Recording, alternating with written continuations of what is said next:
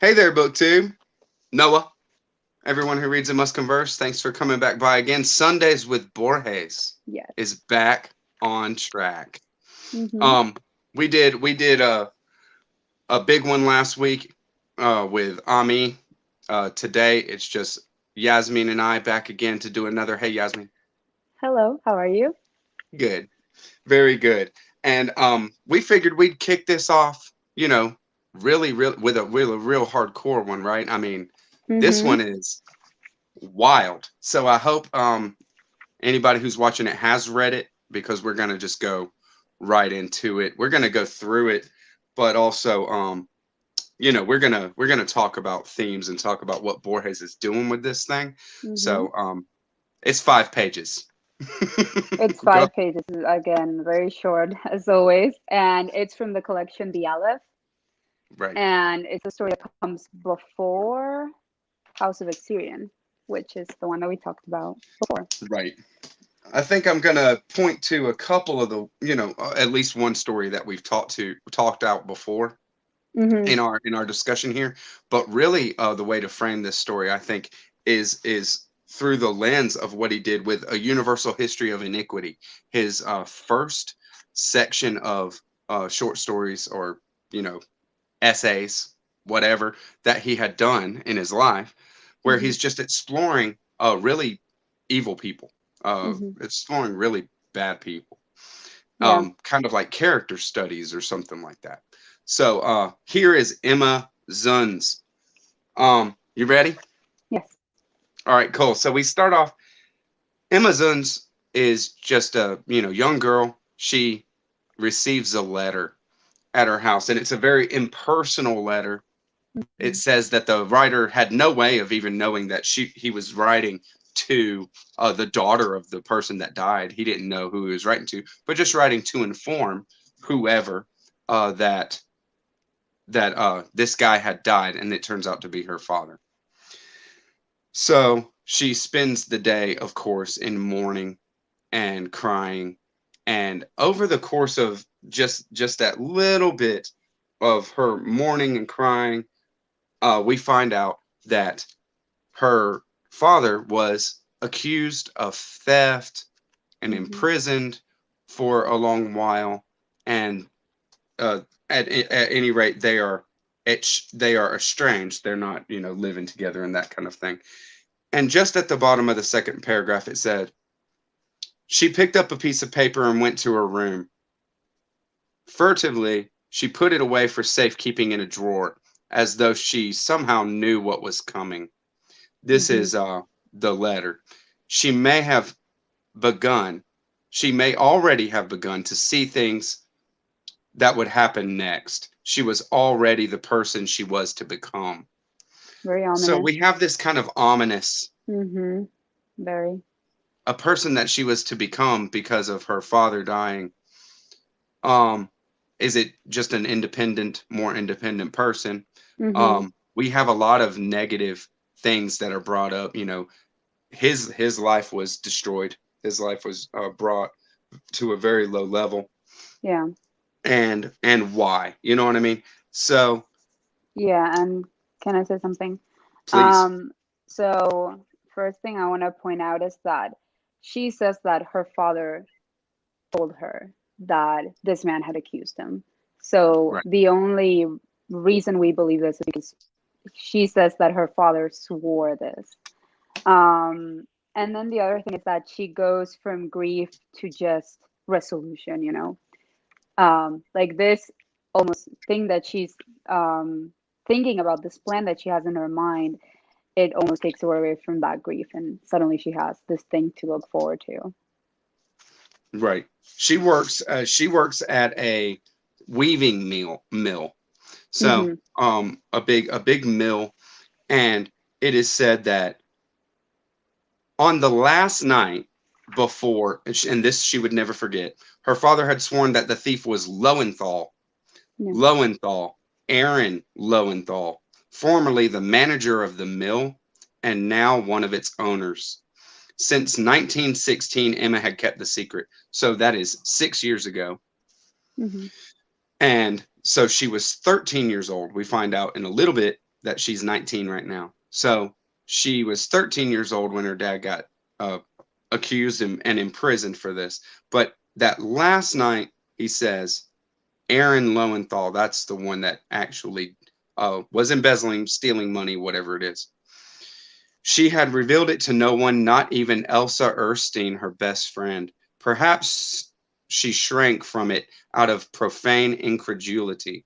Perhaps she thought that the secret was a link between herself and her absent father. Lowenthal didn't know that she knew. Emma Zunz gleaned from that a minuscule fact, a sense of power. So, it's just that kind of thing where she has this little factoid. We don't know Mm-hmm. how true or not it is. But to the 13-year-old mind whose father is being sent away to prison, um, that's going to have a really big impact and be something that she holds on to understandably, right? Mm-hmm. Yeah. And she keeps to herself until now. Yeah, so she didn't sleep that first night, Mm-hmm. understandably. But it says in the morning, the next day, her plan is perfected. Yeah. What Again, what like what plan? when? But her plan is perfected. Yeah. And yet she goes through that day. It's a Friday.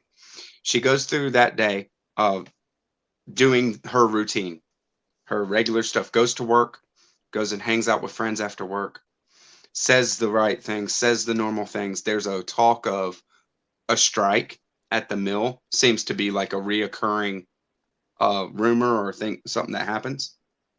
There's a strike at the mill, and she says, I don't believe in any kind of violence. We're not, I don't have any Mm-hmm. dog in that fight or whatever. Just what she would normally say. So she just And goes through her normal stuff. yeah, and doesn't tell anybody that her father died. Keeps that to herself as well. Yeah. Right. So we're told that a plan is being enacted, then we see absolutely nothing happen through the next Yeah. day. But there's an anticipation for the following day. So then the next day arrives. That's a Saturday. All Mm-hmm. right. And here we get a little more. She read in the La Prensa, which is like a newspaper, I guess, Yeah. that the Nordstrandjanan, a ship from Malmo, was to weigh anchor that night from Pier 3. She telephoned Lowenthal, the owner of the mill, and insinuated that she had something to tell him in confidence about the strike and promised to stop by his office at nightfall. Her voice Mm-hmm. quivered, the quiver befitted a snitch. No other memorable event took place that morning. So there's just fact, like declarative Yeah. statement after declarative statement that you're just like, Why? okay, why? Like the What is pieces of the puzzle, but we don't really know where they fit yet. We just know that she has some plan. right? A ship Yeah. is docking. She's gonna meet up with the owner at nightfall, and she's playing the part of a snitch that she's Mm-hmm. gonna go in and inform on a possible strike. Yeah. And she says she's looking forward to that day. So she again she goes from like complete grief and wanting that day to be over so that she's not sad about her father being dead to excitement because Right. she has to carry out this plan. And then there's just like a chronicle of the evening that we go Yeah. through.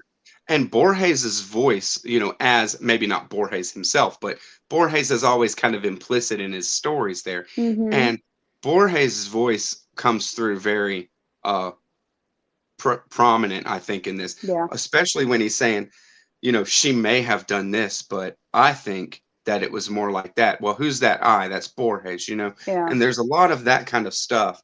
So it's kind of like somebody, Borges, is actually chronicling a real night that happens. And I love how this starts off. To recount with some degree of reality the events that of that evening would be difficult and perhaps inappropriate. one characteristic of hell is its unreality, which might be thought to mitigate hell's terrors, but perhaps makes them all the worse. Mm-hmm. So there's like an air of unreality to the events that are going on in relation to, I guess, her normal day to day, things like Mm-hmm. that. Something's hellish about it. Like, I mean, hell is invoked, unreality is invoked. These things are just setting us up for the kind of thing. For something. Borges is doing it very well, very succinctly, like he always does. Yes. Yeah, I And agree. walking, it says that thing where she is. Oh, she may have She been saw herself. herself multiplied in mirrors, made public Mm-hmm. by light, stripped naked by hungry eyes, but it's more reasonable to assume that she simply wandered unnoticed through indifferent streets. So just Mm-hmm. those kind of things, we when we were talking called out the fracturing um, Yeah. in the mirrors and stuff like that. That Yeah. go ahead. Yeah, no, absolutely. Um, that she also mentions that at the beginning of the paragraph before that, where she says she feels relief, I think, that she doesn't have to plan anymore and that she can finally carry out the thing because, the mind just creates all these different paths and all these different things that could potentially happen, and you don't really know what's really going to happen or what you're really going to do until the moment comes. So there's that sense of relief of finally getting to the day where things will actually happen and everything will be simple in that sense. Right.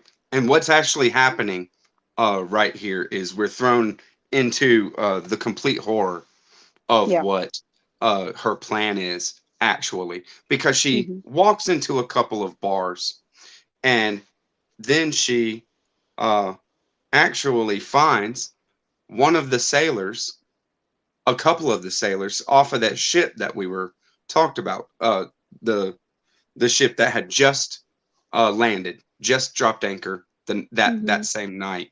So she's looking for sailors that have just come in off of you know on leave, that are on uh, land leave, and she takes one of them, or she actually frames herself as a prostitute Yeah. and allows him to take her to a room somewhere.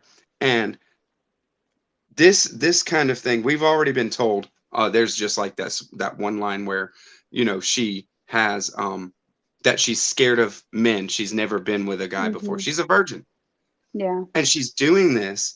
And it says the most solemn of events are outside time, whether because in the most solemn in the most solemn of events the immediate past is severed, as it were, from the future, or because the elements that compose those events seem not to be consecutive.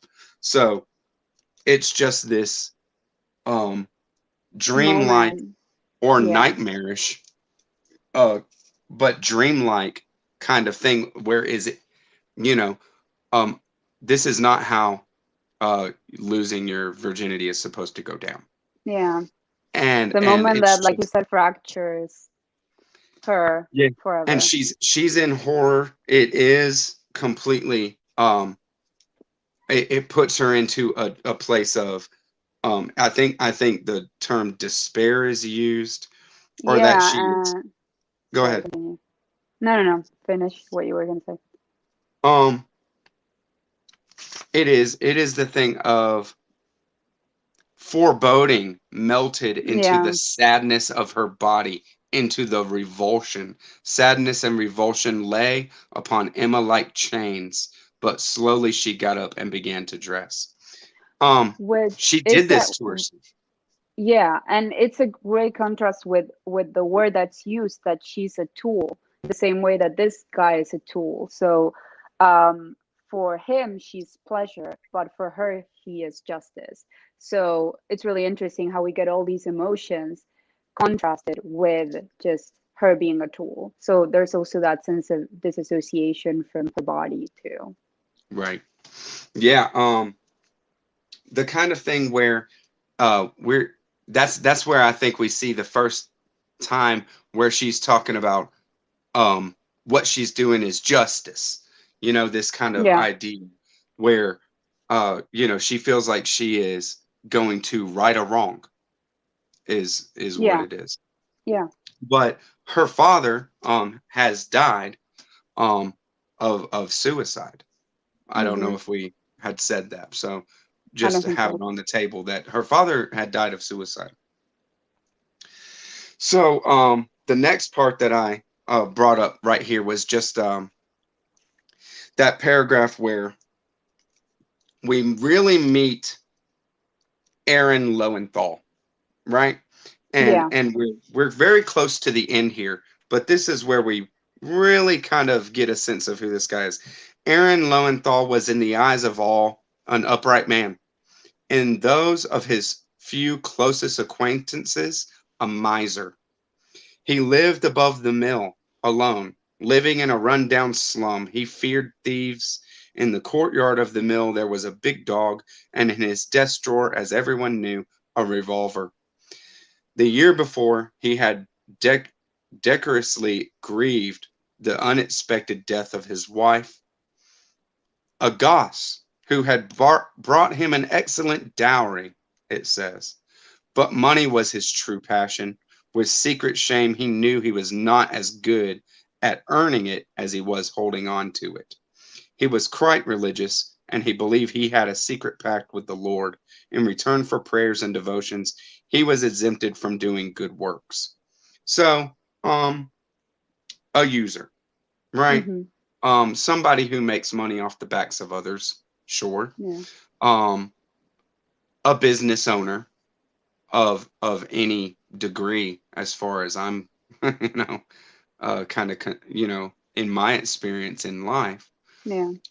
Um, and maybe some people have got hurt along the way to him getting where he is, sure.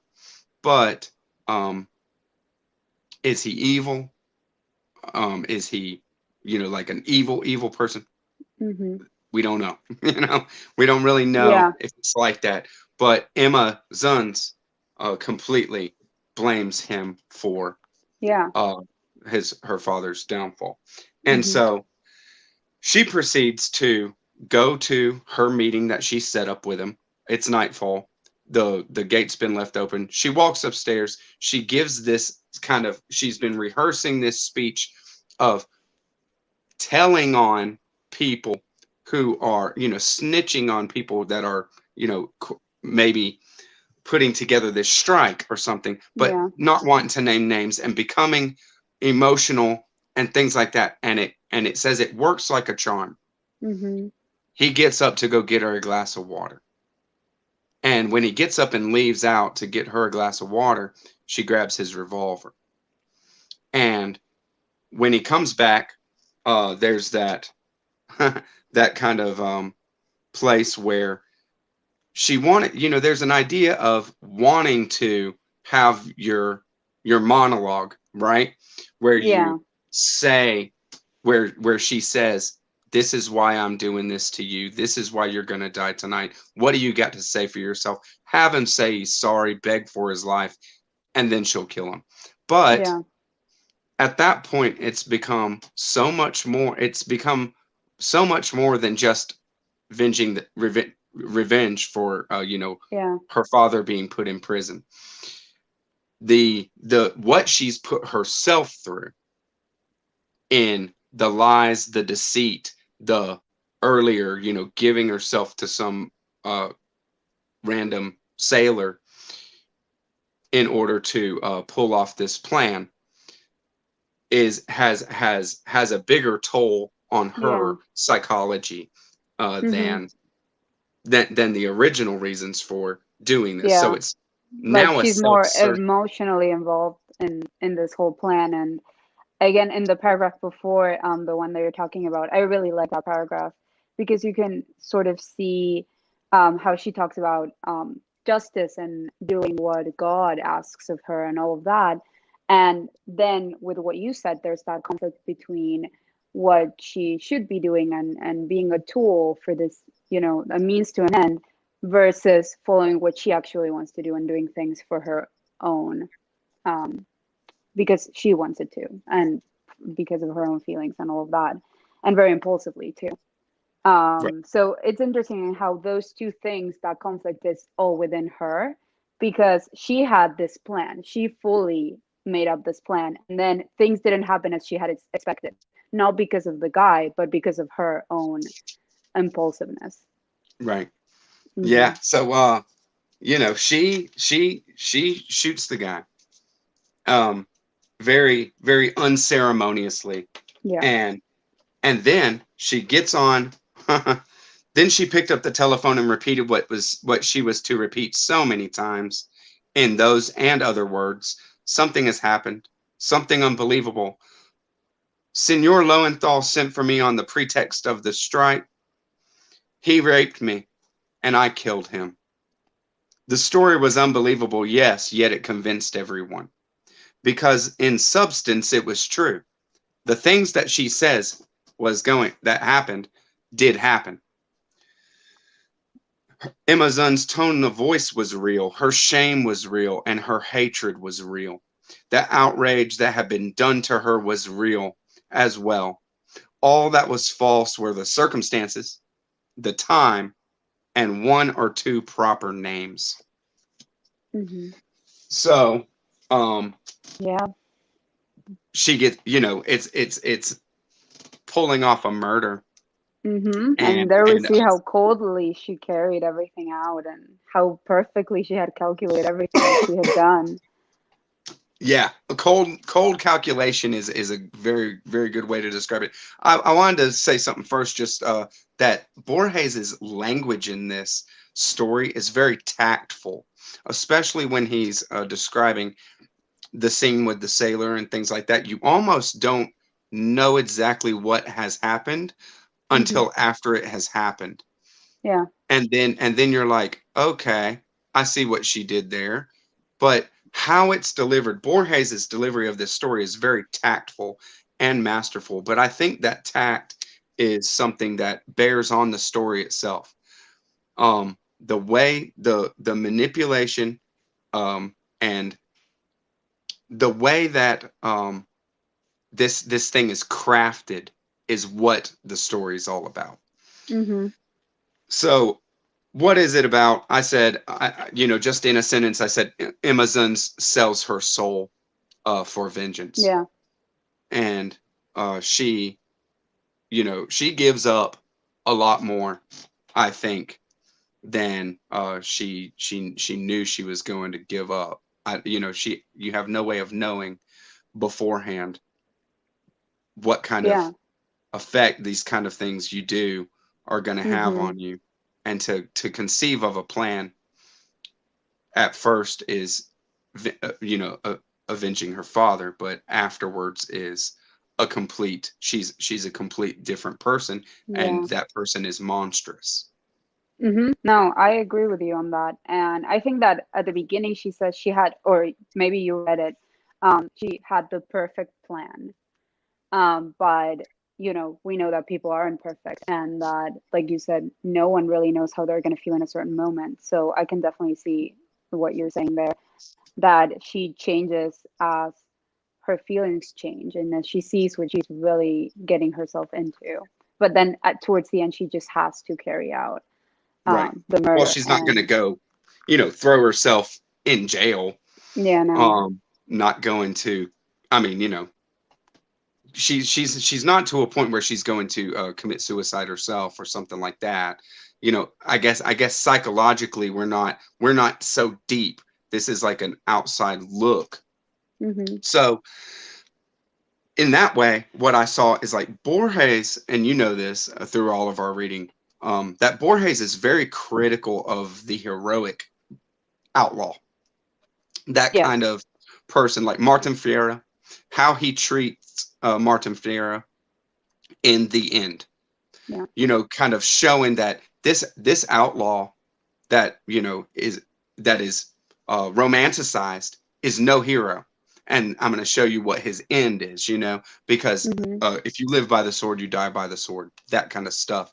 And these people are not heroic. A truly heroic person is somebody who tries to do good, not somebody who, just takes and Yes. murders, stuff like that. So he's also critical of the heroic female, or the outlaw female here, in that same way, where Emma Zunz is no hero.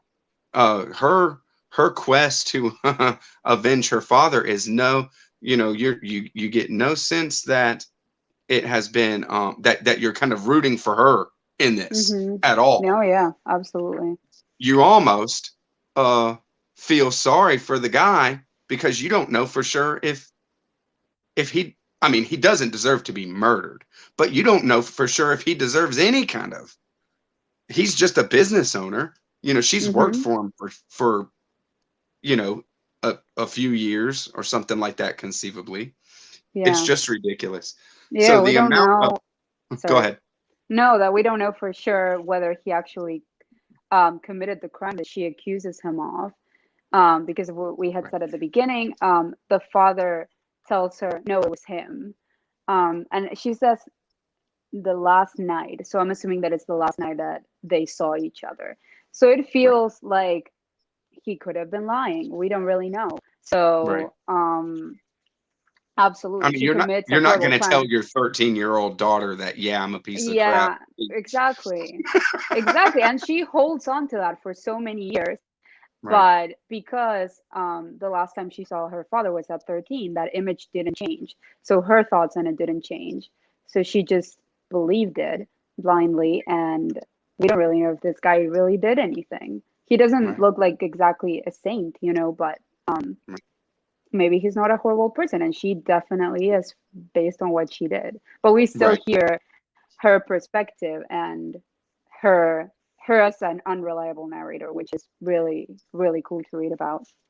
Right. It is. And we were talking a lot before, and I think that this totally bears on it very well. I'm glad that you read the book. The amount of premeditation, manipulation, secretive ways of deceiving, just Mhm. deceit, flat out, is off the scale in this.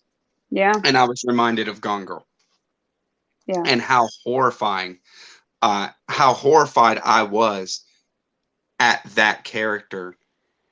I was just like, yes, this is out of the realm of human capability to be this evil right yeah. here. That's how bad it And was. to be that evil, and what's scary about Gone Girl is that she, like the mind games she um played, like it was just you could see yourself almost falling for everything that she was constructing. And it almost makes you think, what if I had been friends with her or had married her? Like Right. that would have been the end of my sanity, basically, Right. because it's insane how much people can manipulate your mind and just make you believe things that aren't real, that aren't there. And it points to that kind of thing with the way that this story is delivered. She's just so, her plan is out there. She figures this plan, and then she enacts on it. But also, like the end where Borges points to that, most of what comes out of her mouth and what she's saying is all the truth. Yeah. The only things that are not true are circumstances, and a couple of proper nouns, kind of Mm-hmm. stuff. And it's just like, Yeah. oh That's no, oh that no. when And I so, read that, and you read that, probably or just like paused and reread it 30 times. yeah, But yeah, there it makes you wonder, like what can we call this a true event if just some of its components, which is what I was saying earlier, are true? And can we call some of these components more important than others? You know? right, Um, and we know this is not true. What she said isn't true. And, is it really justice if she is killing someone and then getting away with it, which is another question that's brought up here. But I guess that's the biggest question at the end. Like, it's what really is truth, and like you were saying before, um the best way to tell a lie is to just keep most of it true and then just Yeah. tweak a few The things. the lies are given like an afterthought. Hmm. Boom. You know? And this kind of thing where she starts off the lies with what I'm about to tell you is unbelievable. Hmm. But this is what happened, Yeah. and it's like, oh, Borges is so awesome. I mean, it's just ridiculous. And for him to be so powerful with his storytelling and with his expansiveness, where he can expand Hmm. you in your mind, but then to also go deep into darkness of the human condition. Yeah. um it's it's very cool, his range and what we get. So I enjoyed this one. I loved This one it. was one hell of a ride for 5 pages. It absolutely was, and kind of different to other things we had been reading. That's right. I hope you enjoyed this, y'all. Do you want to say anything before we close up, Yasmin? No, I'm done. Very cool. Emma Zunz, I hope y'all enjoyed it, and we'll catch you on the next one, book two. Bye bye.